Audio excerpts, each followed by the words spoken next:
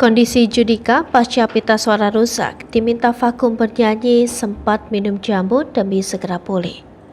Kondisi Judika setelah pita suara didiagnosa bermasalah, suami Duma Riris diminta vakum bernyanyi sementara waktu.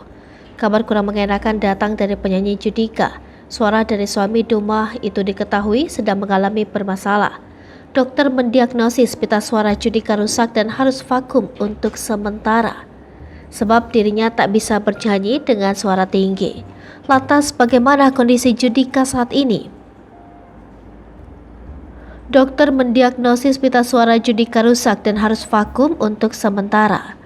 Pria 44 tahun ini mengungkap penyebab suaranya bermasalah. Ternyata masalah pita suara ini dialami Judika karena beberapa waktu lalu dia bernyanyi dalam kondisi tidak sehat.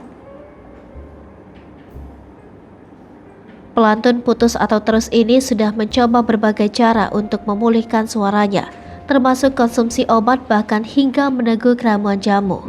Namun obat-obatan tersebut tak kunjung membuat suaranya membaik. Alhasil jalan satu-satunya hanyalah dia harus berhenti menyanyi sementara waktu. Selama beristirahat menyanyi, Judika dan keluarganya berencana berpelesiran ke Eropa untuk mengunjungi beberapa negara. Kondisi kesehatan Judika tengah menurun. Saat memeriksakan ke dokter, Judika diberitahu jika pita suaranya rusak. Penyanyi jebolan Indonesian Idol ini lantas diminta berhenti bernyanyi untuk sementara waktu. Penyanyi Judika mengabarkan kondisi kesehatan pita suaranya. Judika menyebut jika pita suaranya sedang dalam kondisi tidak baik-baik saja. Hal tersebut diketahui dari sang dokter yang menanganinya.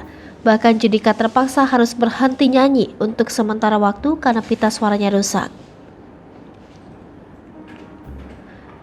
Judika menyebut dirinya harus istirahat sementara dari dunia tarik suara selama 2 minggu. Selama itu dirinya akan menghabiskan masa istirahatnya dengan berlibur ke Eropa. Hai pemirsa Sri Popo TV, jangan lupa komen, like, dan subscribe, serta tonton terus berita-berita terupdate lainnya ya.